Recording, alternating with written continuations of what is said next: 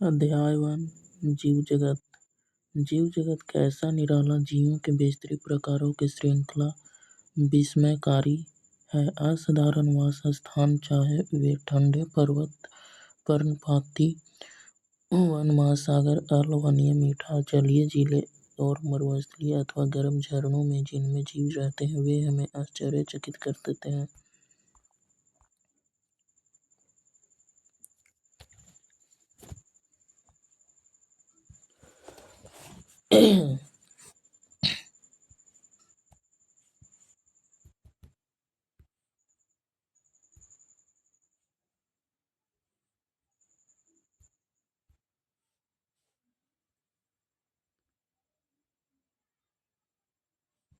अध्याय 1 जीव जगत। जीव जगत कैसा निराला है, जीवों के विस्तृत प्रकारों की श्रृंखला विस्मयकारी है।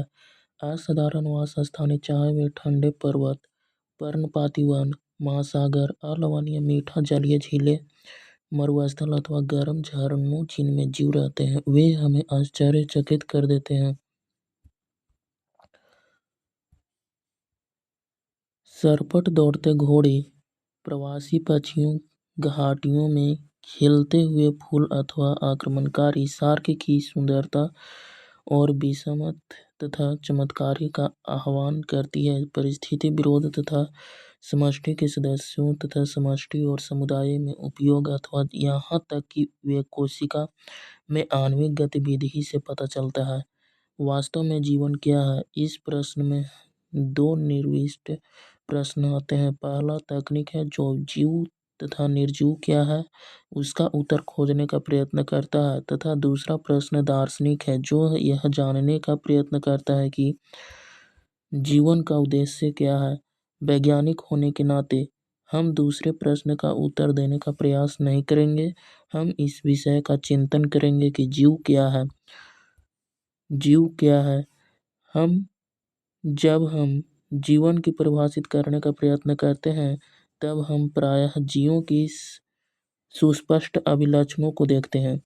वृद्धि, जनन, पर्यावरण के प्रति संवेदना का पता लगाना और उसके अनुकूल क्रिया कराना, ये सब हमारे मस्तिष्क में तुरंत आते हैं कि ये अद्भुत लक्षण जीवों के हैं। हम सूची में उपापचय, स्वयं की प्रतिलिपि बनाना, स्वयं को संगठित करना, प्रतिक्रिया करना तथा उद्गम इत्यादि को भी जोड़ सकते हैं। आओ हम इन सब को विस्तार से समझने का प्रयत्न करते हैं। सभी जीव वृद्धि करते हैं, यानी जीवों की भार तथा जनसंख्या या संख्या में वृद्धि होना, ये दोनों वृद्धि के द्वियुग्मन अभिलक्षण होता है। यानी एक कोशिका बहुकोशिकीय को यानी कि ई सेलुला, ओमनी सेलुला, ई सेलुला रुडोल्फ विर्चो द्वारा दिया गया जो अभिलक्षण है वह पूर्ववर्ती कोशिकाओं से नई कोशिका का निर्माण होती है, यानी एक कोशिका से दूसरी नई कोशिका का निर्माण होती है। तो बहुकोशिकीय जीव कोशिका विभाजन द्वारा वृद्धि करते हैं। पौधे में यह वृद्धि जीवन प्रयत्न कोशिका विभाजन द्वारा संपन्न होती रहती है। प्राणियों में यह वृद्धि कुछ आयु तक होती है, लेकिन कोशिका विभाजन विशिष्ट ऊतकों में होता है ताकि विलुप्त कोशिकाओं के स्थान पर नई कोशिकाओं आ जा सकते हैं। एक कोशिकीय जीव भी कोशिका विभाजन द्वारा वृद्धि करती हैं, और वो भी स्वतंत्र रूप से। बड़ी सरलता से कोई भी इसे पात्रे संवर्धन में सूक्ष्मदर्शी यानी माइक्रोस्कोप से देखकर कोशिकाओं की संख्या गिन सकता है। माइक्रोस्कोप वो भी इलेक्ट्रॉन माइक्रोस्कोप। अधिकांश उच्च कोटि के प्राणियों तथा पादपों में वृद्धि तथा जनन परस्पर विशिष्ट घटना है। हमें याद रखना चाहिए कि जीव के भार में वृद्धि होने को भी वृद्धि समझा जाता है। यदि हम भार को वृद्धि का अभिलक्षण मानते हैं तो निर्जीवों के भार में भी वृद्धि होती है। निर्जीवों के भार में वृद्धि होती है, जैसे पर्वत, गुलास्म तथा रेत के टीले भी वृद्धि करती है। लेकिन निर्जीवों में इस प्रकार की वृद्धि उनकी सतह पर पदार्थों के एकत्र होने के कारण होती है, यानी कि सतही वृद्धि होती है। सतही वृद्धि यानी कि एक सतह पर अन्य दूसरे पदार्थ भी आकर जमे हो जाते हैं, इसलिए वहाँ पे टीले उत्पन्न हो जाती है। वह निर्जीव वृद्धि होती है। जीवों में हम यह वृद्धि अंदर की ओर से होती है, इसलिए वृद्धि को जीवों का एक विशिष्ट गुण नहीं माना जा सकता है।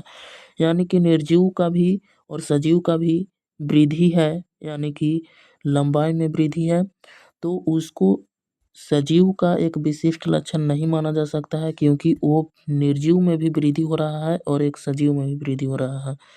जीवों में हम यह वृद्धि अंदर की ओर से होती है, इसलिए वृद्धि को जीवों का एक विशिष्ट गुण नहीं माना जा सकता है, क्योंकि वह निर्जीव में भी होती है।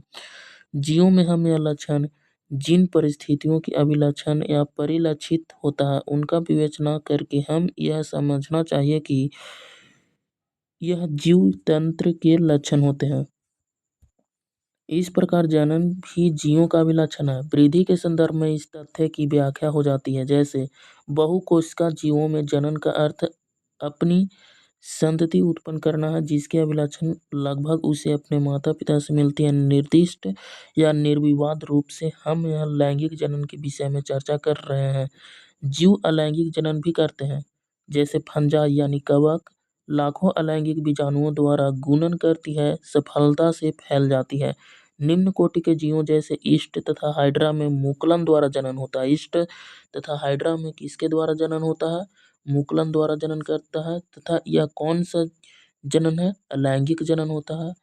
और फ्लैनेरिया यानी चपटा कृमि में वास्तविक पुनर्जनन होता है, अर्थात एक खंडित जीव अपने शरीर के लुप्त को पुनः प्राप्त जीवित कर लेता है और इस प्रकार एक नया जीव बन जाती है। जैसे फंजाई तंतुमय शैवाल मॉस तथा प्रथम तंतु सभी विखंडन विधि द्वारा गुणन करती है। जब एक कोशिकीय जीवों में जैसे जीवाणु यानी बैक्टीरिया, एक कोशिकीय शैवाल तथा अमीबा के विषय में चर्चा करते हैं, तब जनन की वृद्धि पर्यायवाची है, अर्थात कोशिकाओं की संख्या में वृद्धि होती है। हम अपने कोशिका की संख्या अथवा भार में वृद्धि होने को वृद्धि के रूप में परिभाषित कर सकते हैं। अब हमने देखा है कि एक कोशिकीय जीवों में वृद्धि तथा जनन इन दोनों शब्दों के उपयोग के विषय में सुस्पष्ट नहीं है। कुछ ऐसे भी जीव हैं जो जनन नहीं करते हैं, जैसे खेसर या खच्चर, बंध्य कामगार मधुमक्खी, अनुर्वरन मानव युगल इत्यादि। इस प्रकार जनन भी जीवों का समग्र विशिष्ट लक्षण नहीं हो सकता है। यद्यपि कोई भी निर्जीव वस्तु जनन अथवा अपनी प्रतिलिपि बनाने में असक्षम होती है। जीवों को दूसरा लक्षण उपापचयन है। सभी जीव रसायनों से बने होते हैं। ये रसायन छोटे बड़े विभिन्न वर्ग माप क्रिया इत्यादि वाले होते हैं, जो अनवरत जैव अणुओं में बदलते हैं, उनका निर्माण करते हैं कि ये परिवर्तन रासायनिक अथवा उपापचय क्रियाएं हैं। सभी जीव चाहे वे बहुकोशिकीय हो अथवा एक कोशिकीय हो, एक कोशिकीय जीव स्वतंत्रता पूर्वक यानी स्वतंत्र रूप से अपना परिवर्तन करते रहती हैं। एक कोशिका हो, इसमें हजारों उपापचय क्रियाएं होती है, यानी एक कोशिका में हजारों उपापचय क्रिया होती है, स्वतंत्र रूप से होती है, साथ साथ चलती रहती है। सभी पौधे प्राणियों कवकों फंजाई तथा सूक्ष्म जीवों में उपापचय क्रियाएं होती है, यानी सभी पौधे प्राणियों कवक फंजाई तथा सूक्ष्म जीवों में उपापचयी क्रियाएं होती है। हमारे शरीर में होने वाली सभी रासायनिक क्रियाएं उपापचय क्रियाएं होती है। हमारे शरीर में सभी होने वाली रासायनिक क्रियाएं यानी कि पाचन क्रिया भी एक उपापचय क्रियाएं होती है। जितने भी रासायनिक परिवर्तन, जितने भी रिएक्शन अभिक्रियाएं हैं, वो सारी उपापचय क्रियाएं होती है जो हमारे शरीर में होती है। जैसे अमाशय, मुख गुहा, ये सब सारे एक केमिकल रिएक्शन होती है। निर्जीव में उपापचय क्रियाएं नहीं होती है। शरीर के बाहर कोशिका मुक्त तंत्र में उपापचय क्रिया प्रदर्शित हो सकती है। जीव के शरीर के बाहर प्रखनली में की गई उपापचय क्रियाएं न तो जैव है और न ही निर्जीव है, यानी कि शरीर के बाहर होने वाली जितने भी यानी प्रखनली में जितने लैब में रिएक्शन हो रहा है, वो न ही निर्जीव है और न ही जैव है, यानी कि जीवित है, एक लिविंग है, और न ही निर्जीव है। अतः उपापचय क्रियाएं निरापवाद जीवों के विशिष्ट गुण के रूप में परिभाषित है। जितने भी उपापचय क्रियाएं होती है, जिस जीवों में उपापचय क्रियाएं होती है, सिर्फ जीव में ही उपापचय क्रियाएं होती है, तो वह सभी विशिष्ट गुण एक सजीव का अभिलक्षण है, जबकि पात्रे में एकाकी उपापचय क्रियाएं जैविक नहीं होती है। यद्यपि ये निश्चित ही जीवन या जीवित क्रियाएं हैं, अतः शरीर का एक कोशिका संगठन जीवन स्वरूप का सुस्पष्ट अभिलक्षण है। शायद सभी जीवों का सबसे सुस्पष्ट परंतु पेचीदा अभिलक्षण अपने आसपास या पर्यावरण के उद्दीपनों जो भौतिक, रासायनिक अथवा जैविक हो सकती है। ये प्रति संवेदनशील प्रतिक्रिया करना, ये अपनी संवेदु अंगों द्वारा अपने पर्यावरण से अवगत होते हैं। पौधे प्रकाश, पानी तथा अन्य जीवों प्रदूषण इत्यादि जैसे बाह्य कारकों के प्रति प्रतिक्रिया दिखाते हैं। प्रोकैरियोटिक से लेकर जटिलतम यूकैरियोटिक तक सभी जीव पर्यावरण संकेतों के प्रति संवेदना एवं प्रतिक्रिया दिखा सकती है। यह यानी पादप तथा प्राणियों दोनों में दीप्ति काल मौसमी प्रजनकों के जनन प्रभावित करता है। इसलिए सभी जीव अपने पर्यावरण से अवगत रहते हैं। मानव में केवल ऐसा जीव है जो स्वयं से अवगत अर्थात स्वेच्छतन, इसलिए चेतन का जीवों को परिभाषित करने के लिए अभिलक्षण हो जाती है। जब हम मानव में विषय में चर्चा करते हैं, तब जीवों में परिभाषित करता है कि सभी कठिन हो जाती है। हम रोगी को अस्पताल में अचेत यानी सचेत अवस्था में लेटे रहते हुए देखते हैं, जिसके हृदय तथा फुफ्फुस को चालू रखने के लिए मशीनें लगाई जाती है, जिसे क्या कहा जाता है, एक फुफ्फुस को चालू करने के लिए यानी कि डायफ्राम को एक वेब की तरह काम करने के लिए उसमें क्या लगाया जाता है, कौन सा मशीन लगाया जाता है, पेसमेकर लगाया जाता है, जो उसके डायफ्राम को एक वेब से उसके फुफ्फुस को चलाने के काम आता है। मस्तिष्क मृतसम होता है। रोगी में स्वेच्छता नहीं होती है। ऐसी रोगी को भी अपने सामान्य जीवन की वापस नहीं आ पाते हैं, तो क्या हम इन्हें जीव अथवा निर्जीव कहेंगे? हाँ, एक वापस नहीं आ जा सकते हैं, इस विशिष्ट रूप से निर्जीव नहीं कह सकते हैं, लेकिन हाँ विशिष्ट रूप से सजीव हो सकता है।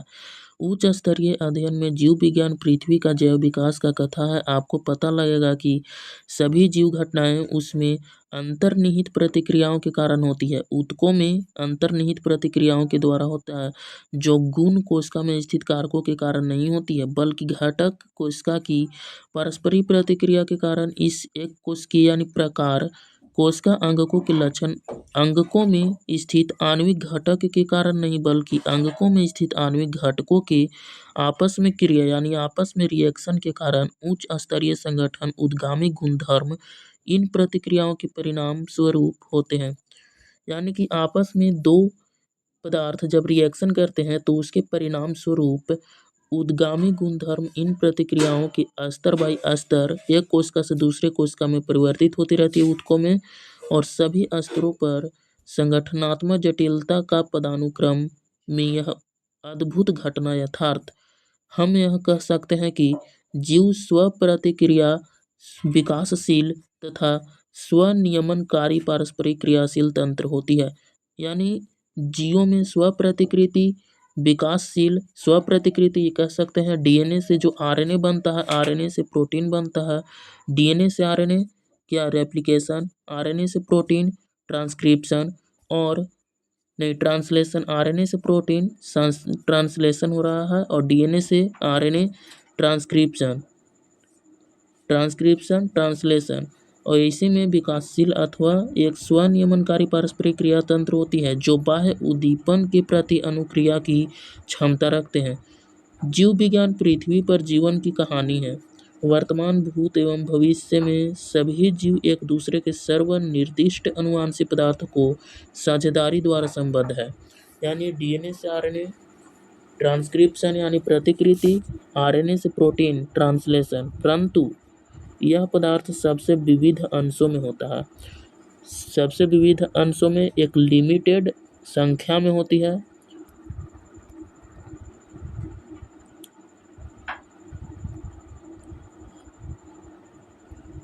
जीव जगत में विविधता, जीव जगत में विविधता क्या है यानी अंतर क्या है, एक दूसरे से जीव क्यों भिन्न है।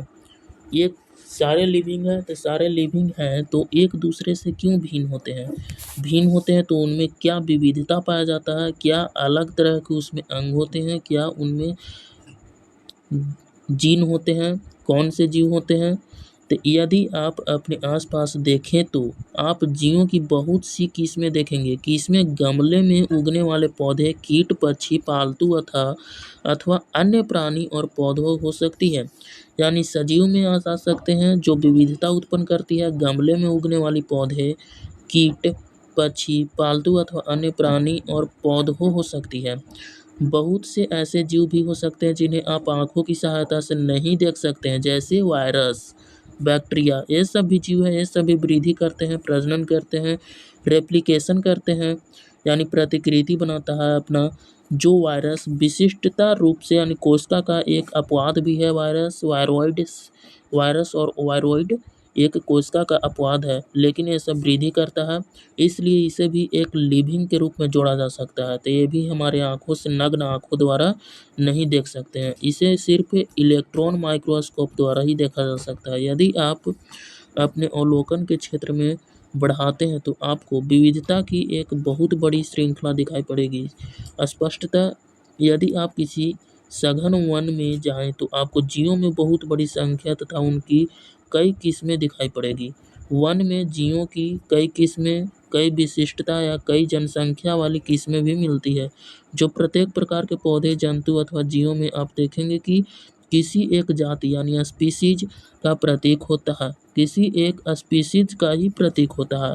अब तक की ज्ञात था वर्णित स्पीसीज की संख्या लगभग, यानी मानव द्वारा ज्ञात स्पीसीज की संख्या मानव ने 1.7 मिलियन से लेकर 1.8 मिलियन तक वैज्ञानिकों ने एक सजीव को खोज रखा है। यानी वैज्ञानिकों द्वारा खोजा गया सजीव की संख्या 1.7 मिलियन से 1.8 मिलियन तक हो सकती है, जो अभी खोज किया गया है। हम इसे जैविक विविधता अथवा पृथ्वी पर स्थित जीवों की संख्या तथा प्रकार कह सकते हैं। हमें यह स्मरण रखना चाहिए कि जैसे जैसे हम नए तथा वहाँ तक कि पुराने क्षेत्रों की खोज कर सकते हैं, वहाँ नए जीवों का पता लगाना बहुत जरूरी है, या पता लगता रहता भी है। जैसा कि ऊपर बताया गया है कि विश्व में कई मिलियन पौधे तथा प्राणी हैं, जैसे 1.7 मिलियन से 1.8 मिलियन जो जीव खोजा गया है, अब तक 1.7 से 1.8 मिलियन तक खोज कर लिया गया है। हम यह पौधे तथा प्राणियों को उनके स्थानीय नाम से जानते हैं और उन्हें एक स्थानीय नाम या वैज्ञानिकों द्वारा वैज्ञानिक नाम भी यानी अंतर्राष्ट्रीय नाम भी जान सकते हैं और रखा गया है भी। ये स्थानीय नाम एक ही देश के विभिन्न स्थान के अनुसार बदलते रहते हैं। स्थानीय नाम उसे कहते हैं जो एक ही देश में क्षेत्र के आधार पर बांटा गया है किसी जीव का नाम, यानी एक ही देश में उसका उपयोग करते हैं। अंतर्राष्ट्रीय जो नाम हो गया वो वैज्ञानिक नाम होता है अंतर्राष्ट्रीय नाम। क्षेत्रीय नाम यानी स्थानीय नाम वह होता है जो क्षेत्र में, अलग अलग क्षेत्र में अलग अलग नामों द्वारा सजीवों को बोले जाते हैं, यानी वह हो गया स्थानीय नाम। और अंतर्राष्ट्रीय नाम वैज्ञानिकों द्वारा रखा गया नाम किसी भी जीव का, वो अंतर्राष्ट्रीय नाम रखा गया है। ऐसी विविधता नहीं निकाली जाती है कि स्थानीय नाम में ऐसी विधि नहीं निकाली जिसके द्वारा हम किसी जीव के विषय में चर्चा कर सकते हैं, जो शायद इससे भ्रमकारी स्थिति पैदा हो सकती है। प्रत्येक जीव का एक मानक नाम होता है जिसमें वह उसी नाम से सारे विश्व में जाना जा सकता है। उसी क्या कहते हैं, अंतर्राष्ट्रीय नाम, जो एक ही नाम से पूरे विश्व में जाना जाता है। उस जीव का नाम को अंतर्राष्ट्रीय नाम पद्धति कहा जाता है, जो वैज्ञानिकों द्वारा दिया जाता है इंटरनेशनल लेवल पे। यहाँ पे स्पष्टता नाम पद्धति तभी संभव होता है जब जीवों का वर्णन सही हो सकती है और हम यह जानते हैं कि यह नाम किस जीव का है, इसे पहचानना कहते हैं। पहचानना यानी अंतर्राष्ट्रीय लेवल वाला जो है, अंतर्राष्ट्रीय वैज्ञानिकों द्वारा रखा गया नाम, अंतर्राष्ट्रीय नाम, उसे पहचानना स्पष्ट रूप से हम कह सकते हैं। अध्ययन को सरल करने के लिए अनेकों वैज्ञानिकों ने प्रत्येक ज्ञात जीव को वैज्ञानिक नाम देने की प्रक्रिया बनाई है, जिसे अंतर्राष्ट्रीय नाम कहा जा सकता है। इस प्रक्रिया को विश्व में सभी जीव वैज्ञानिकों ने स्वीकार किया है। पौधों के लिए वैज्ञानिक नाम का आधार सर्वमान्य नियम तथा कसौटी है। वैज्ञानिकों द्वारा रखा गया किसी भी जीव का नाम वह सर्वनाम कहा जाता है।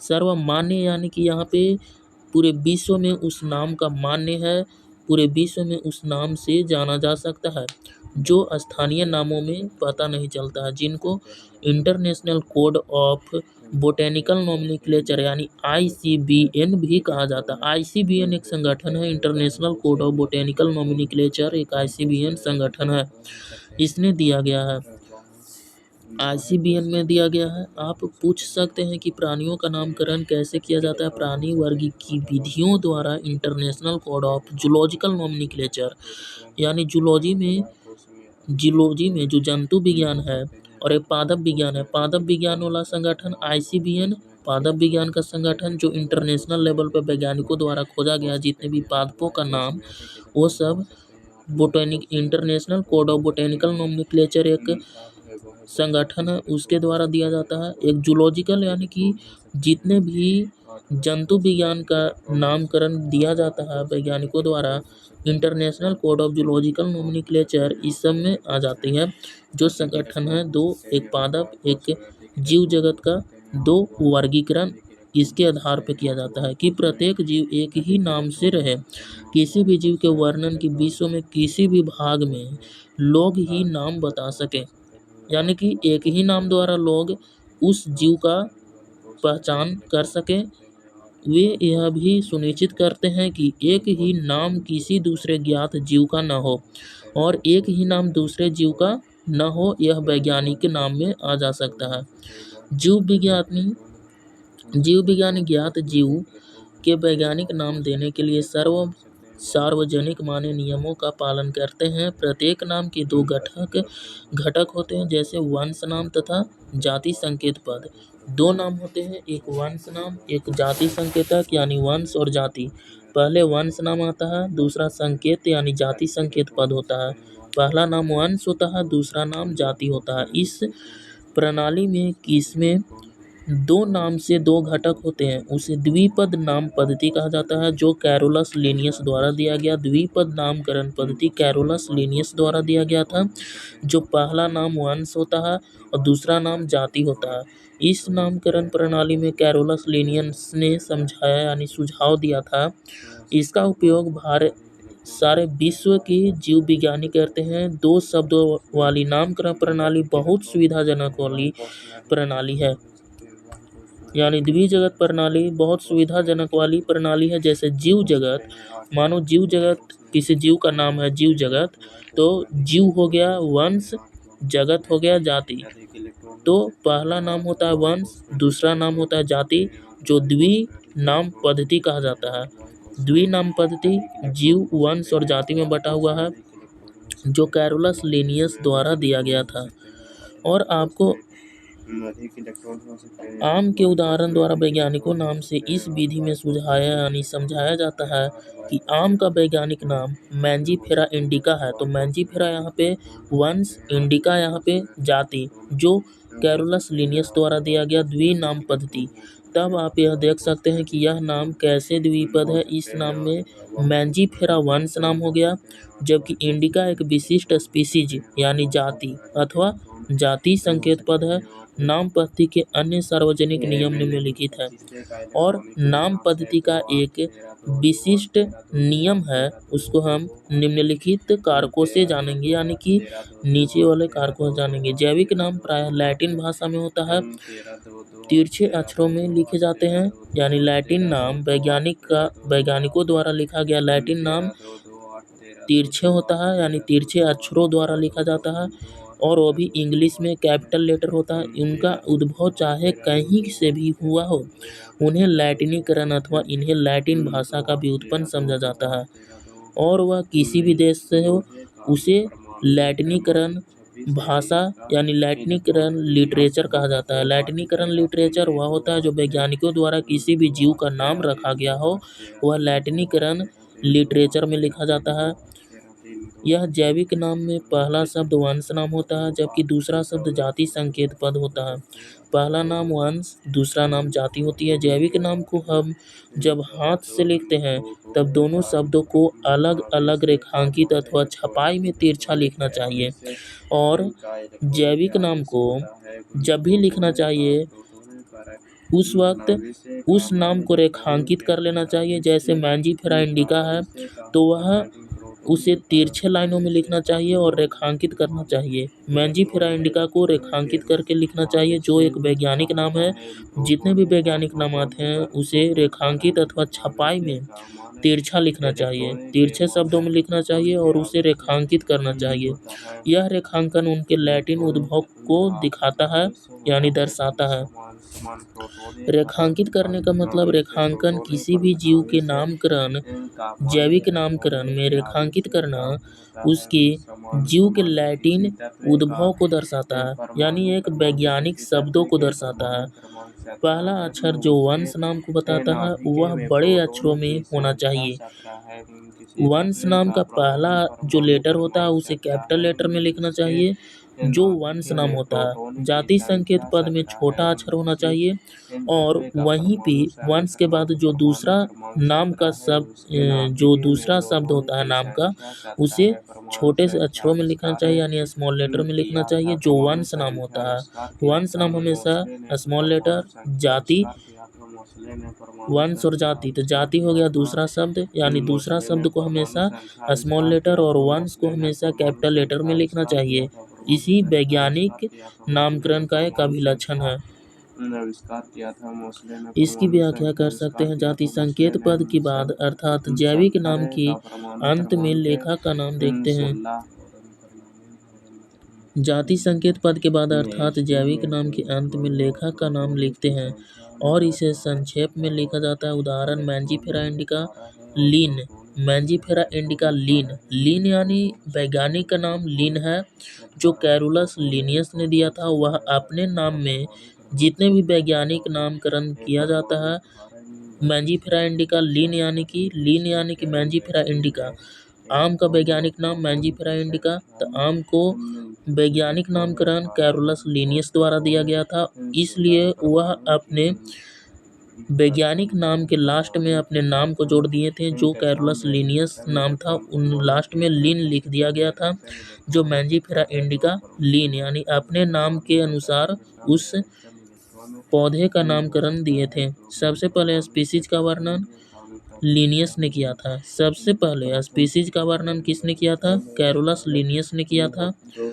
यद्यपि सभी जीवों का अध्ययन करना लगभग असंभव है, यानी 1.7 से 1.8 मिलियन जितने भी जीव हैं उन सभी का नामकरण करना असंभव है।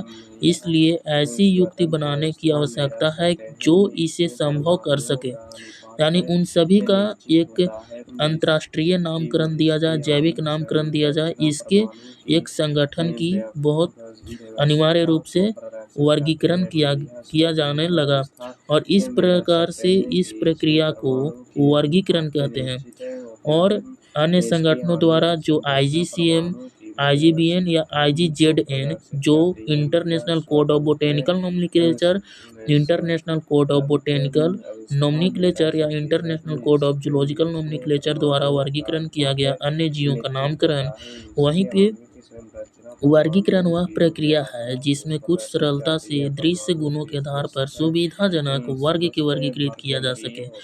उदाहरण के लिए हम पौधे अथवा प्राणियों और कुत्ता, बिल्ली अथवा कीटों को सरलता से पहचान लेते हैं, यानी उसको एक सरलता से पहचान लेते हैं। उसका भी एक वैज्ञानिक नाम है। ये तो कुत्ता, जो बिल्ली हो गया, इस सब का स्थानीय नाम है, जो उसका वैज्ञानिक नाम बहुत भिन्न होता है। जैसे ही हम इन शब्दों में उपयोग करते हैं उसी समय हमारे मस्तिष्क में इन जीवों के ऐसे कुछ गुण आ जाते हैं जिससे उनका उस वर्ग से संबंध होता है। अब आप कुत्ते के विषय में सोचते हैं कि आपके मस्तिष्क में क्या प्रतिबिंब बनता है, यानी क्या आप सोचते हैं उसे देखकर? स्पष्टता आप कुत्ते को ही देखेंगे, न कि बिल्ली को। यानी आप एक चीज को देख रहे हैं, यानी एक वस्तु को देख रहे हैं, तो आप उसी पे ध्यानपूर्वक एक अपने मस्तिष्क में प्रतिबिंब बनाएंगे। अब यदि एल्सेशियन के विषय में सोचेंगे तो हमें पता लगता है कि हम किसके विषय में चर्चा कर रहे हैं। इसी प्रकार मान लो हमें स्तनधारी कहना है तो आप ऐसी जंतु के विषय में सोचेंगे जिसके बाह्य कान और शरीर पर बाल होते हैं, वह स्तनधारी का एक अभिलक्षण है। इस प्रकार पौधे में यदि हम गेहूं के विषय में चर्चा करें तो हमारे मस्तिष्क में गेहूं का पौधा आ जाएगा। इसलिए ये सभी कुत्ता, बिल्ली, स्तनधारी, गेहूं, चावल, पौधे, जंतु इत्यादि सुविधाजनक वर्ग है जिनका उपयोग हम पढ़ने में कर सकते हैं। इनका वर्गों में वैज्ञानिक और शब्दावली टैक्सा होता है। जितने भी कुत्ता, बिल्ली, स्तनधारी, गेहूं, चावल, पौधे, जंतु इत्यादि सुविधाजनक वर्ग है जिसका उपयोग हम पढ़ने में करते हैं, इन वर्गों को वैज्ञानिक नाम शब्दावली टैक्सा है। यहाँ आपको स्वीकार करना चाहिए कि टैक्सा विभिन्न स्तरों पर सही वर्गों में बांटा जा सकता है, यानी बता सकता है। टैक्सा विभिन्न स्तरों पर सही वर्गों में बता सकता है। पौधे भी एक टैक्सा है। पौधे को क्या कह सकते हैं? टैक्सा कह सकते हैं। गेहूं भी एक टैक्सा है। इसी प्रकार जंतु, स्तनधारी, कुत्ता में ये सभी टैक्सा है। लेकिन क्या आप जानते हैं कि कुत्ता एक स्तनधारी और स्तनधारी प्राणी है? कुत्ता एक स्तनधारी प्राणी है, इसलिए प्राणी स्तनधारी तथा कुत्ता विभिन्न स्तरों पर टैक्सा को बताता है। कुत्ता विभिन्न स्तरों पर किसका बताता है? टैक्सा को बताता है। 22 किसी तत्व का परमाणु भार 19 से होता है। इसलिए गुणों के आधार पर सभी जीवों को विभिन्न जीव टैक्सा में वर्गीकृत कर सकते हैं। गुण जैसे प्रकार, रचना, कोशिका की रचना, विकासीय प्रक्रम तथा जीव की परिस्थिति सूचनाएं आवश्यक है और ये आधुनिक वर्गीकरण अध्ययन के आधार पर। इसलिए विशेषीकरण, पहचान, अभिज्ञान, वर्गीकरण का नाम, पद्धति इत्यादि ऐसी प्रक्रम प्रणाली या जैविक वर्गीकरण विज्ञान के आधार है। वर्गीकी कोई नहीं है। मानव सदैव विभिन्न प्रकार के जीवों के विषय में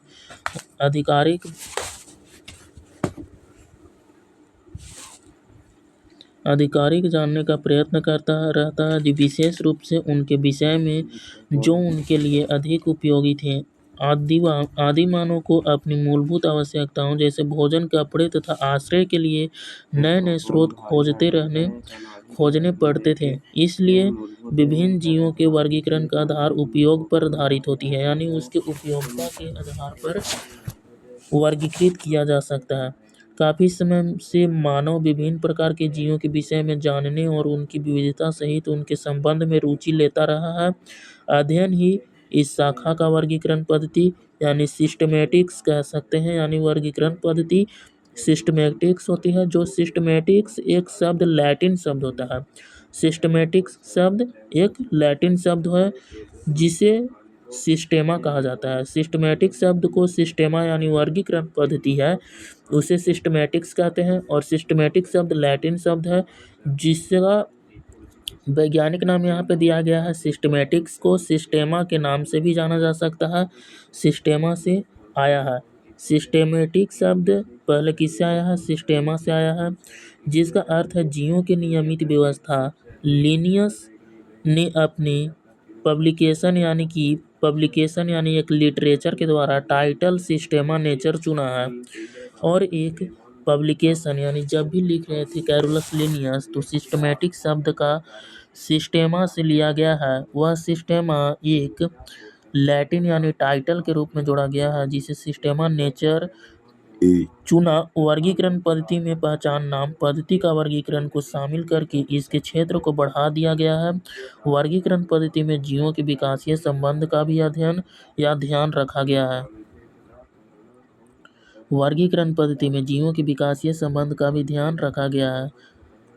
और इसमें वर्गीकी संवर्ग क्या है? वर्गीकी एकल सोपान प्रक्रम नहीं है, बल्कि इसमें पदानुक्रम सोपान होते हैं जिसमें प्रत्येक सोपान पद अथवा वर्ग को प्रदर्शित करता है। चूंकि संवर्ग समस्त वर्ग की व्यवस्था है, इसलिए इसे वर्गीकी संवर्ग कहा जाता है। क्या कहा जाता है? वर्गीकी संवर्ग किसे कहते हैं? इसमें पदानुक्रम सोपान होता है जिसमें प्रत्येक सोपान पर अथवा वर्ग को प्रदर्शित करता है। चूंकि संवर्ग समस्त वर्ग की व्यवस्था है।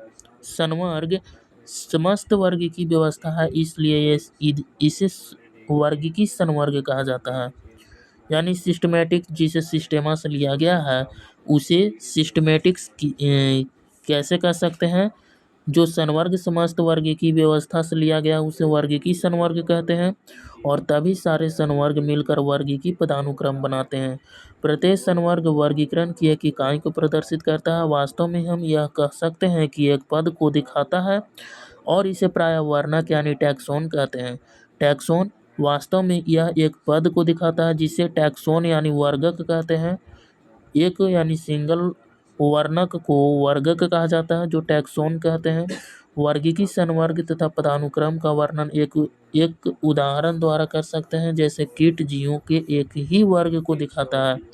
कीट जीवों के एक ही वर्ग को दिखाता है जिसमें एक समान गुण जैसे 3 छोड़ी संदीप्त टांगे होती है, अथवा अर्थ है कि कीट स्वीकारनीय सुस्पष्ट जीव है। स्वीकारनीय सुस्पष्ट जीव है जिसका वर्गीकरण किया जा सकता है। जिसका वर्गीकरण किया जा सकता है उसे क्या कहते हैं? सुस्पष्टीय सुस्पष्ट जीव कहा जा सकता है। स्वीकारनीय सुस्पष्ट जीव कहा जा सकता है। जिसका वर्गीकरण किया जा सकता है उसे स्वीकारनीय सुस्पष्ट जीव कहते हैं। इसलिए इसे एक पद अथवा संवर्ग का दर्जा दिया गया है। जिस जीव का भी वर्गीकरण किया जाता है वह स्वीकारनीय सुस्पष्ट जीव में आ जाता है, और सुस्पष्टीय स्वीकारनीय सुस्पष्ट जीव को एक संवर्ग अथवा एक वर्ग का दर्जा दिया जाता है। क्या आप ऐसे किसी भी जीव के अन्य वर्ग का नाम बता सकते हैं? स्मरण रहे कि वर्ग संवर्ग को दिखाता है। प्रत्येक पद अथवा वर्गक वास्तव में वर्गीकरण की एक इकाई को बताती है। जो सिस्टमेटिक जिसे सिस्टेमा से लिया गया है वह सिस्टेमा को इंगित करता है। यह वर्गीकी वर्ग संवर्ग सुस्पष्ट जैविक है, ना कि केवल आकारिकीय समूहन है। वर्गीकी वर्ग या वर्गीकी से हम यह समझ लेते हैं कि वह एक समूह है, एक समूहन है। नहीं, समूहन नहीं रखा गया है। वर्गीकरण यानी समूहन नहीं है, केवल आकारिकीय समूहन है। केवल समूहन नहीं है, आकारिकीय समूहन हम बोल सकते हैं वर्गीकरण को। जो वर्ग या संवर्ग हो सकता है। सभी ज्ञात जीवों के वर्गीकीय अध्ययन में सामान्य संवर्ग जैसे जगत यानी किंगडम, संघ फाइलम अथवा भाग पौधे के लिए होता है। वर्ग क्लास, वर्ग ऑर्डर यानी कुल, फैमिली, वंश यानी जीनस जैसे जाति यानी स्पीसीज का विकास हुआ है। इन सभी द्वारा वैज्ञानिकों वर्गीकरण जो 5 जगत वर्गीकरण आर.एच. विटेकर द्वारा दिया गया था, इन सभी के आधार पे किसी भी जीव का वर्गीकरण नामकरण दिया जाता है। दोनों में स्पीसीज सबसे निचले संवर्ग में आती है। दोनों में स्पीसीज सबसे निचले संवर्ग में, जहाँ पे वंश आ रहा है और जाति आ रहा है। इन दोनों के आधार पर कैरोलस लिनियस ने दिया था। ये दोनों इतने महत्वपूर्ण है जो किसी भी जीव का वैज्ञानिक नामकरण दिया जाता है। वैज्ञानिक नामकरण में पहला शब्द वंश होता है, दूसरा शब्द जाति होता है,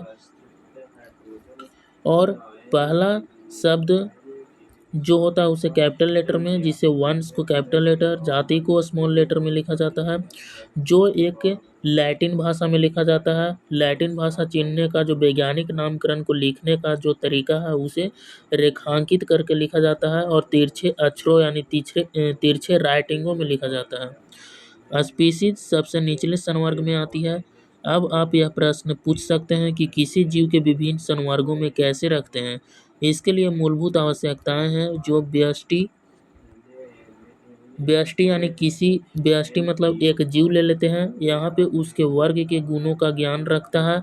यह समान प्रकार के जीवों का अन्य प्रकार के जीवों के समानता और विभिन्नता की पहचान कर सकते हैं।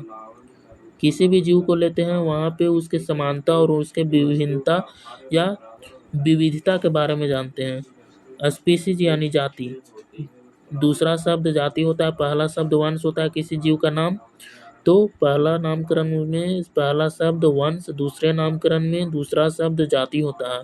वर्गीकी अध्ययन में जीवों के वर्ग किसमें जिसमें मौलिक मान्यता होता है उसे स्पीसीज कहते हैं। हम किसी भी स्पीसीज को उसमें समष्टि संबंधी स्पीसीज और उनके आकारकीय विभिन्नता के आधार पर इन्हें एक दूसरे से अलग कर सकते हैं। यानी उसके विभिन्नता या समीपस्थ संबंधित स्पीशीज से उनकी आकारकीय विभिन्नता के आधार पर उन्हें एक दूसरे से अलग कर सकते हैं, यानी उसके स्वभाव या रहन सहन से उस जीव को अलग कर सकते हैं, किस समष्टि में रहती है उसे अलग कर सकते हैं, उसे वर्गीकृत कर सकते हैं।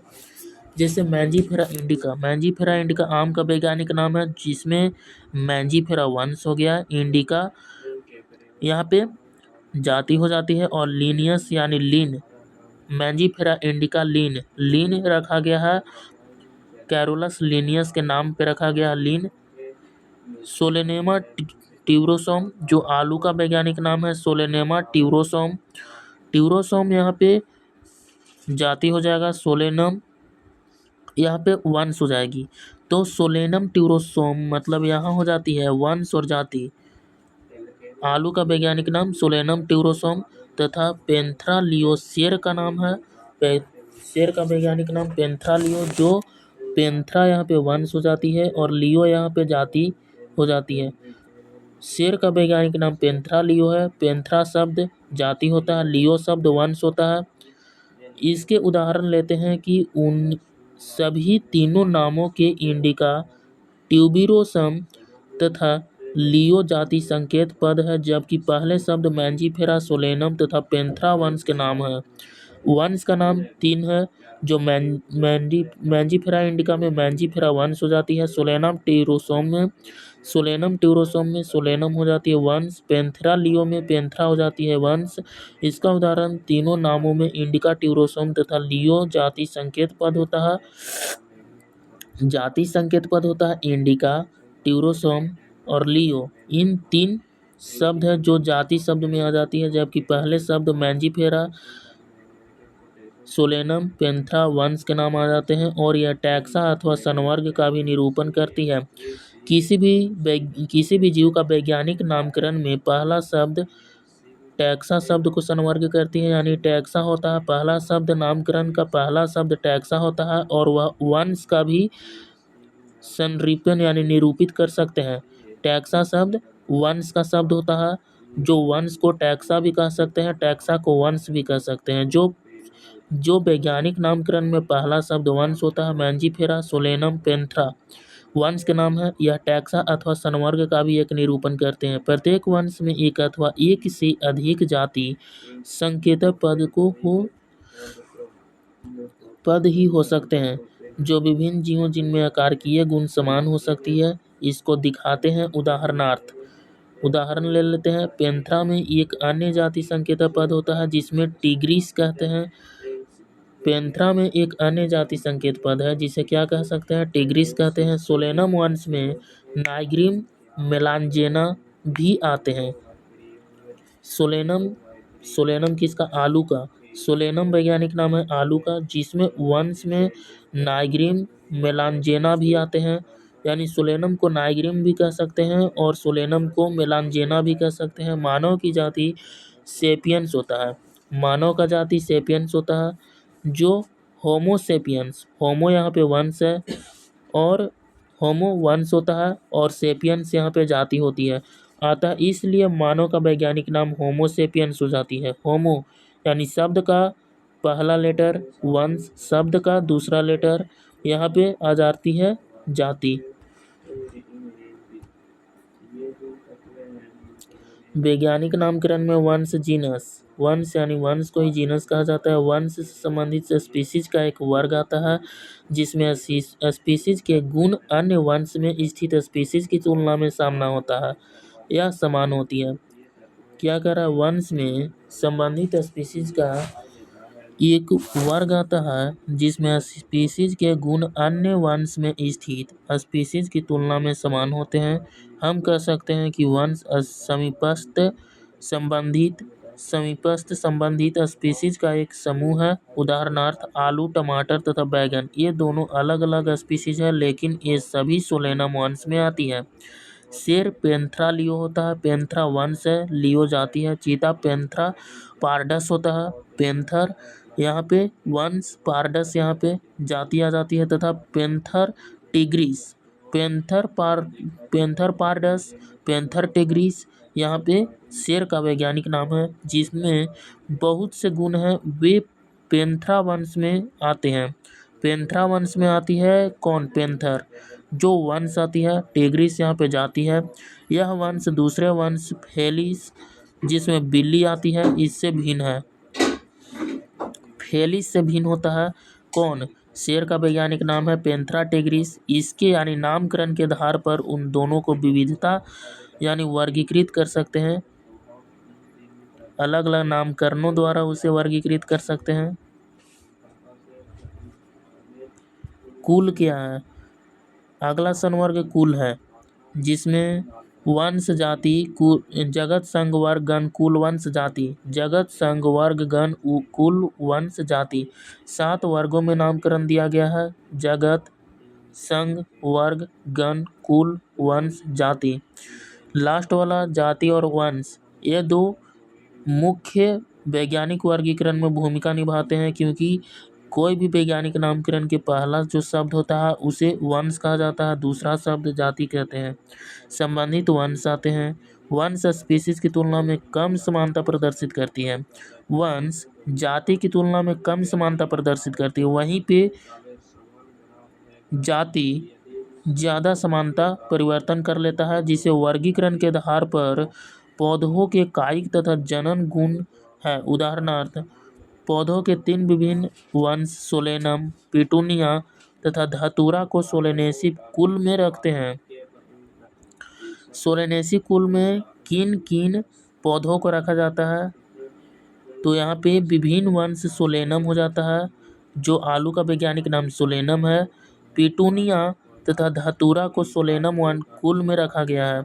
जबकि प्राणी वंश पैंथेरा, जिसमें शेर, बाघ, चीता आते हैं, प्राणी जगत में वह पादप जगत में रखते हैं किसको? सोलेनम। पिटूनिया धतूरा को सोलेनम कुल में रखते हैं, जो पादप जगत है।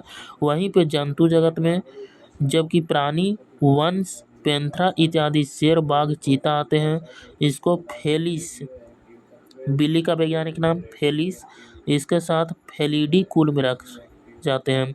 फेलिडी कुल में जो बिल्ली का वैज्ञानिक नाम है उसे रखा जाता है। इसी प्रकार यदि आप बिल्ली तथा कुत्ते के लक्षण को देखो तो आपको दोनों में कुछ समानताएं तथा कुछ विभिन्नताएं दिखाई पड़ेगी। उन्हें क्रमशः 2 विभिन्न कुलों कैनिडी तथा फेलिनिडी में रखा गया है। उसे 2 कुलों में रखा गया है, कैनिडी तथा फेलिडी में रखा गया है। कैलिडी तथा फेनिडी में किसे रखा गया है? एक बिल्ली तथा कुत्ते के लक्षण को देखो तो आपको दोनों में कुछ समानताएं तथा कुछ विभिन्नताएं दिखाई पड़ती है। उन्हें क्रमशः 2 विभिन्न कुलों कैनिडी तथा फेलिडी में रखा गया है। कैलिडी तथा फेलिडी 2 विभिन्नता गुण है। गण ऑर्डर कौन सा है? जगत संघ वर्ग गण। यहाँ पे चौथा है गण।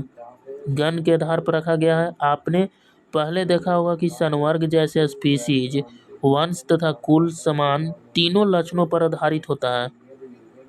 वंश कुल समान तीनों लक्षणों पर आधारित होता है। जगत, यहाँ पे स्पीशीज, यहाँ जगत हो रहा है। जगत संघ वर्ग गण, जगत संघ वर्ग, और यहाँ पे चौथा गण। तो तीनों के आधार पर प्रायः गण तथा अन्य उच्चतर वर्गीकरण संवर्ग में पहचान लक्षणों के समूहन के आधार पर कर सकती हैं, और तीनों लक्षणों जितने भी हो सके है उसे वर्गीकरण के आधार पर संवर्ग की पहचान किया जाता है, आधार पर करते हैं। गण में उच्चतर वर्ग होने के कारण कुलों के समूह होते हैं। गण में उच्चतर समूह होने के कारण उसे कुलों के समूह में रखा जाता है, जिनके कुछ लक्षण एक समान होते हैं, जिसमें एक जैसी लक्षण कुल में शामिल विभिन्न वंश की अपेक्षा कम होती है। पादप कुल जैसे कोनवोल्यूलेसी, सोलेनेसी, पॉलीसोनियलस या गण में रखा गया है। पॉलीसोनियलस गण एक है और यहाँ पे कोनवोल्यूलेसी गण है, सोलेनेसी गण है, यहाँ पे रखा गया है, जिसका मुख्य आधार पुष्पी लक्षण है। जबकि प्राणी कैरियोरा गण में फेलिडी तथा कैनिडी कुलों में रखा गया है। फेलिडी तथा कैनिडी यहाँ पे क्या है? कुल है।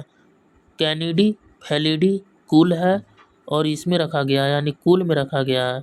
वर्ग यानी क्लास, जगत संघ वर्ग, जगत संघ वर्ग, तो तीसरा पे है वर्ग जिसे क्लास कहा गया है। इस संवर्ग में संबंधित गण आते हैं, उदाहरणार्थ प्राइमेटा गण, इसमें बंदर, गोरिल्ला तथा जिबॉन आते हैं। प्राइमेटा यानी गण में संवर्ग संबंधित गण आते हैं, उदाहरणार्थ प्राइमेटा गण जिसमें बंदर, गोरिल्ला, गिबॉन आते हैं। इसमें कार्निवोरा गण जिसमें बाघ, बिल्ली तथा कुत्ता आता है। प्राइमेटा गण में बंदर, गोरिल्ला और गिबॉन आ जाता है और वहीं पे कार्निवोरा गण में बाघ, बिल्ली तथा कुत्ता आ जाता है। प्राइमेटा गण में जिसमें बंदर, गोरिल्ला तथा गिबॉन और कार्निवोरा गण में कार्निवोरा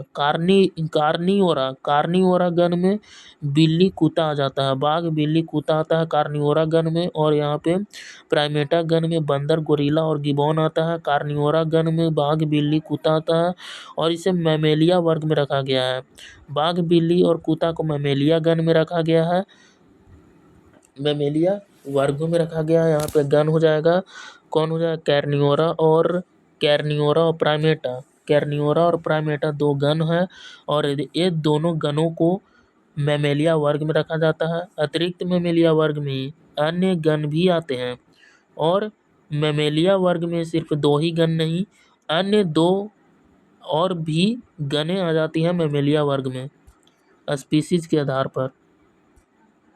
संघ यानी फाइलम, फाइलम आ जाता है जगत संघ, दूसरे शब्दों में दूसरे वर्गों से ले ले तो संघ यानी फाइलम।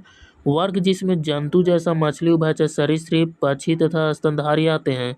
वर्ग में जंतु जैसे मछली आ जाता है, उभयचर आता है, सरीसृप, पक्षी तथा स्तनधारी आते हैं वर्ग में। अगले उच्चतर संवर्ग यानी वर्ग का ही एक व्युत्क्रम संवर्ग है जिसे संघ कहते हैं। इसका निर्माण करते हैं इन सभी को एक समान गुणों जैसे पृष्ठरज्जु, नोटोकोड तथा पृष्ठीय खोखला तंत्रिका तंत्र के होने के आधार पर कॉर्डेक संघ में रखा गया है। कॉर्डेक संघ को उस जीव में रखा जाता है, उस जीवों को वर्गीकृत किसके आधार पर किया जाता है, तंत्रिका तंत्रों के आधार पर किया जाता है, जिसे कॉर्डेक यानी कॉर्डेटा संघ में रखा गया है। तंत्रिका तंत्र के आधार पर जितने भी संवर्गों को वर्गीकृत किया जाता है उसे कॉर्डेटा संघ में रखा जाता है। पौधे में इन वर्गों जिसमें कुछ ही एक समान लक्षण होता है, इसको उच्चतर संवर्ग भाग यानी डिवीजन में रखा गया है। कहाँ पे रखा गया है, डिवीजन में रखा गया है। जो समान लक्षण होते हैं और उच्चतर संवर्ग भाग डिवीजन में रखा जाता है। जगत, जो पहला वर्गीकरण का आधार है वह जगत है, जो किंगडम कहते हैं। जंतु के वर्गीकी तंत्र में विभिन्न संघों के सभी प्राणियों के उच्चतर संवर्ग जगत में रखा गया है, जबकि पादप जगत में विभिन्न भाग डिवीजन के साथ सभी पौधों को रखा गया है। विभिन्न संघों के सभी प्राणियों को एक अलग अलग एनिमेलिया में रखा गया है, जिसमें उसकी उन्हें पौधों की अलग अलग किया जा सके। पौधों को प्लांटी जगत में रखा गया है। भविष्य में इन दो वर्गों को जंतु तथा पादप जगत कहेंगे।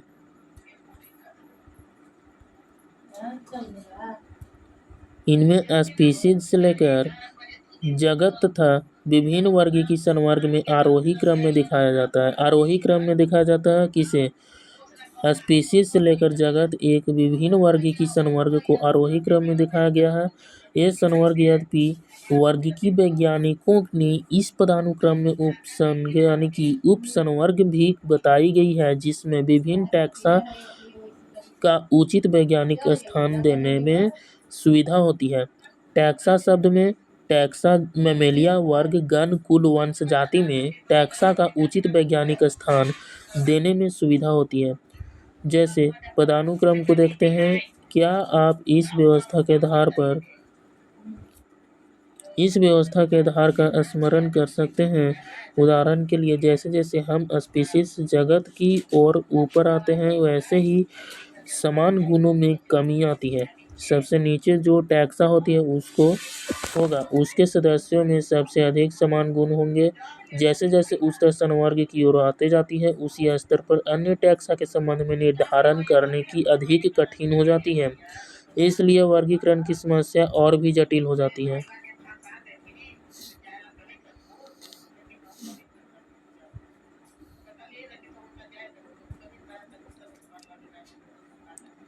इसमें कुछ सामान्य जीवों जैसे घरेलू मक्खी, मानव, आम तथा गेहूं के विभिन्न वर्गीकरण वर्ग को दिखाती है।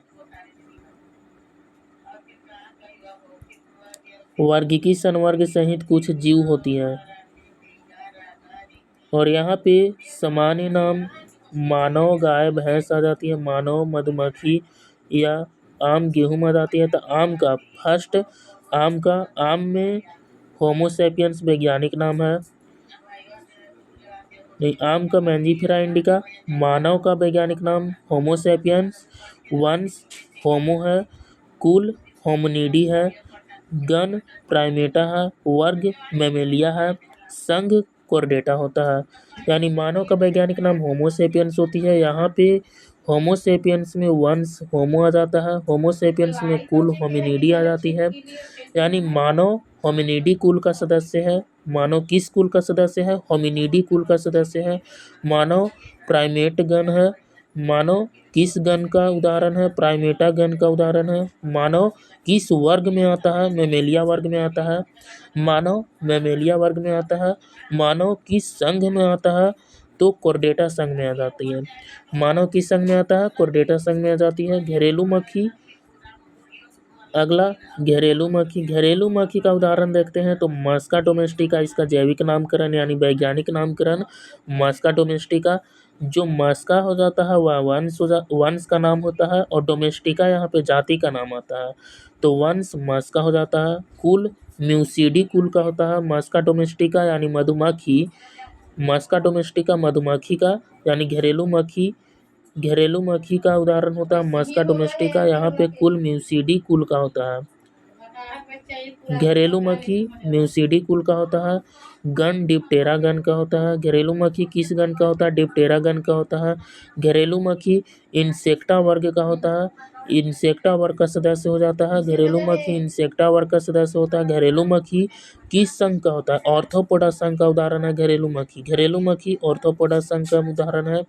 ऑर्थोपोडा संघ का उदाहरण घरेलू मक्खी। आम का जैविक नाम यानी वैज्ञानिक नाम मैंजीफेरा इंडिका होता है। मैंजीफेरा वंश है, इंडिका जाति है। तो वंश का नाम यहाँ पे मैंजीफेरा आम का है। आम का कुल एक एनाकार्डियेसी होता है। एनाकार्डियेसी आम का कुल है, यानी आम किस कुल में आता है? एनाकार्डियेसी कुल में आता है आम। एनाकार्डियेसी कुल में आम आ जाता है। और किस गण का उदाहरण है? आम किस गण का उदाहरण है? सम्पिंडेलस। सम्पिंडेलस गण का उदाहरण आम होता है और यह डाइकोटिलिडनी वर्ग का सदस्य आम होता है। डाइकोटिलिडनी वर्ग का सदस्य आम होता है। डाइकोटिलिडनी वर्ग का सदस्य कौन है? आम है। और यहाँ पे एंजियोस्पर्मी संघ है।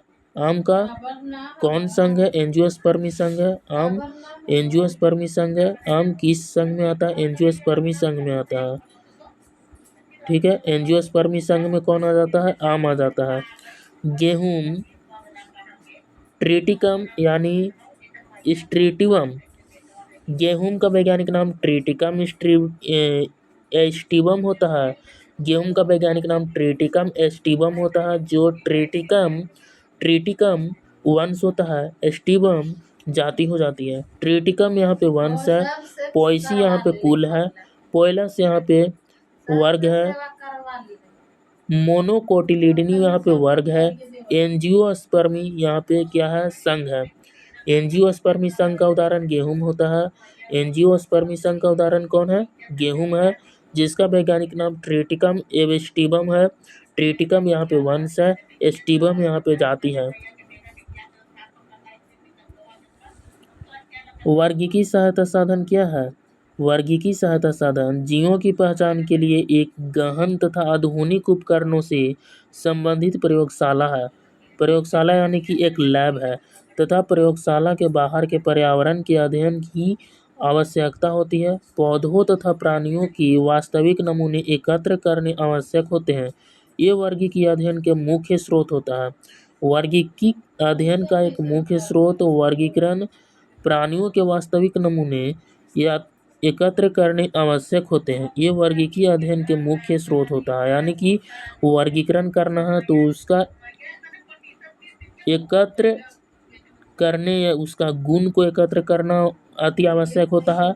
उसके अध्ययन, उसके समष्टि को वर्गीकरण के आधार पर वर्गीकरण किया जाता है। अलग अलग गण किस कुल में आता है, उसके नामकरण के वैज्ञानिक नामकरण, जैविक नामकरण के आधार पर उसे वर्गीकृत किया जाता है, यानी सिस्टमेटिक किया जाता है, जो सिस्टेमा शब्द है। ये अध्ययन में मौलिक तथा वर्गीकरण विज्ञान की प्रशिक्षण के लिए आवश्यक होता है। इनका उपयोग जीवों की एक वर्गीकरण के किया जाता है। जो भी संरचनात्मक या सूचनाएं एकत्र की जाती हैं उन्हें नमूने सहित संचरित कर लेते हैं, जो कुल मामलों में नमूने के भविष्य के अध्ययन के लिए परिरक्षित कर लेते हैं। जीव वैज्ञानिक ने सूचना सहित नमूनों को संचय करने तथा उन्हें परिरक्षित करने की कुछ विधियां तथा तकनीक विकसित की है, यानी ICZN international code of zoological nomenclature ने उसे अनेक विधियों द्वारा वर्गीकरण यानी क्लासमेटिक करने की एक सिस्टमेटिकली तरीका द्वारा यानी सिस्टेमा से वर्गीकृत करने का एक उदाहरण पेश किया है। उनमें से कुछ का वर्णन किया गया है जो कि आपको इन सहायता साधनों का उपयोग करने में सहायक करेगा। हर्बेरियम क्या है? हर्बेरियम वनस्पति संग्रहालय में पौधों के एकत्र नमूने के कागज की शीट पर सुखाकर दबाकर परिरक्षित करते हैं। इन शीटों को विश्वव्यापी मान्य वर्गीकृत प्रणाली के अनुसार व्यवस्थित करते हैं। ये नमूने सूचना सहित भविष्य में अध्ययन के लिए वनस्पति संग्रहालय में सुरक्षित रखते हैं। वनस्पति संग्रहालय यानी पादप जगत का संग्रहालय ICZN है। International code of botanical nomenclature ICBN होता है। इसका संग्रहालय में सुरक्षित रखे जाते हैं। हर्बेरियम की शीट पर एक लेबल लगा हुआ रहता है, जिसका इस लेबल पर हर एक पौधे में एकत्र कराने या करने की तिथि, स्थान, पौधे का इंग्लिश स्थानीय तथा वैज्ञानिक नाम, कुल एकत्र करने वाले नाम इत्यादि लिखा जाता है। हर्बेरियम वर्गीकीय अध्ययन के लिए एक तत्काल संदर्भ तंत्र उपलब्ध कराता है।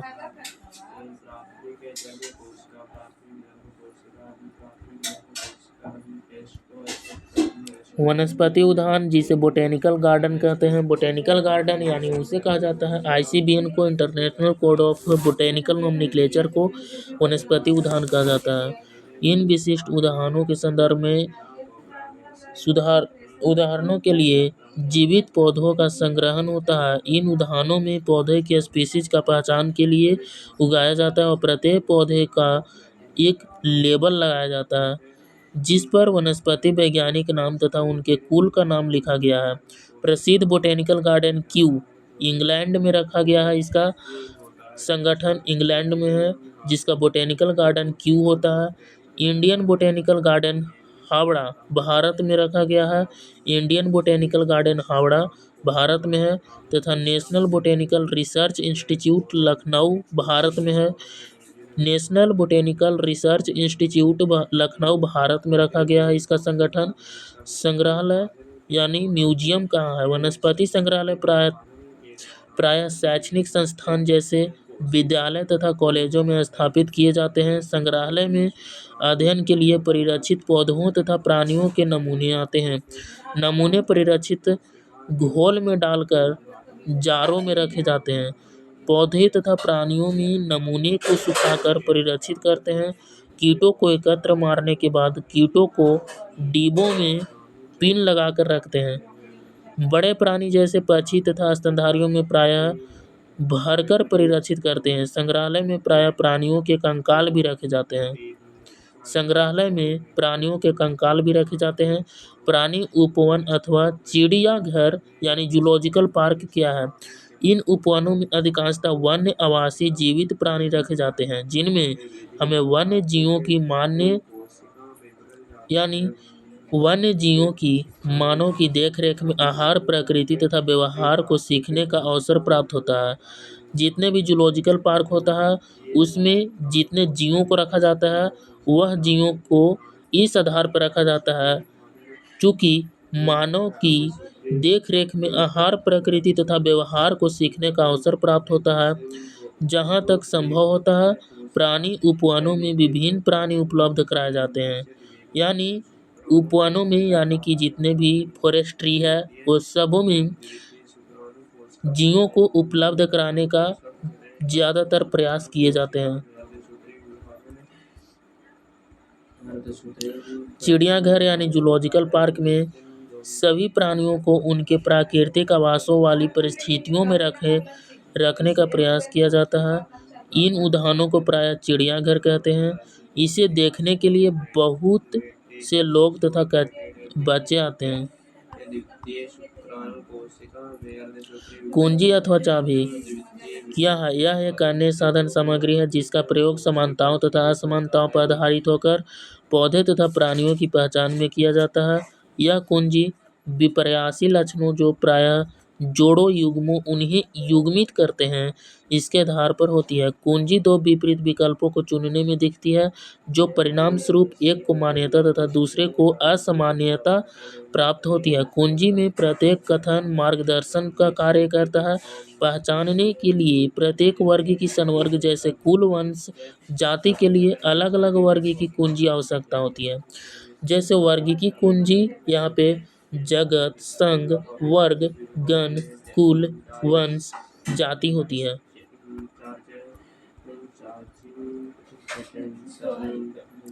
विस्तृत वर्णन को लिखने के लिए नियम पुस्तिका, मैनुअल, मोनोग्राफ पुस्तक जिसमें एक विषम का प्रस्तुत जानकारी होती है। एक सूचीपत्र, कैटलॉग जो एक विषय है इसके अन्य माध्यम में उसके अतिरिक्त यह सही पहचान करना ये भी सहायता करता है। फ्लोरा पुस्तकों में किसी क्षेत्र के पौधे तथा उसकी व्यवस्थाओं की विषय में जानकारी होती है। ये उस विषय के क्षेत्र में मिलने वाली पौधे की स्पीशीज की विषय सूची कर देती है। नियम पुस्तिका से उस क्षेत्र में पाई जाने वाली स्पीशीज को पहचानने में सहायता मिलती है। जैसे मोनोग्राफ में किसी एक टैक्सान की पूरी जानकारी होती है। टैक्सा क्या है? टैक्सा उन सभी पेड़ पौधों को रखा गया है टैक्सा वर्गों में जो जूलॉजिकल गार्डन में रखा जाता है। सारांश क्या? जीव जगत में प्रचुर मात्रा में विविधताएं दिखाई पड़ती है। असंख्य पादप तथा प्राणियों की पहचान उनका आधार वर्णन किया गया है परंतु अब भी इसकी बहुत बड़ी संख्या अज्ञात है। जो 1.7 मिलियन से 1.8 मिलियन जीवों का वर्गीकरण कर लिया गया है फिर भी अभी भी पूरे विश्व में बहुत सारे वर्गीकी अध्ययन करना अभी रिक्त स्थान पे पड़ा हुआ है। जीवों में व्याख्या करने के लिए बाधित होना पड़ता है। जीवों की विविधता तथा उनकी किस्मों के अध्ययन को सुसाध्य एवं सरल बनाने के लिए जीव वैज्ञानिकों ने कुछ नियमों तथा सिद्धांतों का प्रतिपादन किया जिसमें जीवों की पहचान पहले करना है, उसके नाम, पद्धति तथा वर्गीकरण संभव हो सकता है। ज्ञान की इस शाखा को वर्गीकी का नाम दिया गया है। पादपों तथा प्राणियों की विभिन्न स्पीशीज की वर्गीकी अध्ययन कृषि, वानिकी और हमारे जैव संसाधन में भिन्नता के सामान्य ज्ञान में लाभदायक सिद्ध हुए हैं। वर्गीकी अध्ययन मूलभूत कृषि, वानिकी और हमारे जैव संसाधन में भिन्नता के सामान्य ज्ञान के लाभकारी सिद्ध हुए हैं। वर्गीकी के मूलभूत आधार जैसे जीवों की पहचान करना, उनका नामकरण, उनका वर्गीकरण विश्वव्यापी रूप से अंतर्राष्ट्रीय कोड के अंतर्गत विकसित किया गया है। विश्व भर में अंतर्राष्ट्रीय कोड को भी लिया जाता है। कोई भी जीव का नामकरण एक कोड के हिसाब से उसे वर्गीकृत किया जाता है यानी सिस्टेमेट किया जाता है। उसके आधार पर समरूपता तथा विभिन्नताओं की आधार पर मानकर प्रत्येक जीव को पहचाना गया है तथा उसे द्विपद नाम दिया गया है। जो वंश और जाति होता है वह द्विपद नामकरण में आता है, जो पहला वंश और दूसरा जाति। कैरोलस लिनियस द्वारा सही वैज्ञानिक तंत्र के अनुसार द्विपद नाम पद्धति जीव वैज्ञानिक नाम में दो शब्दों से मिलकर बना हुआ है।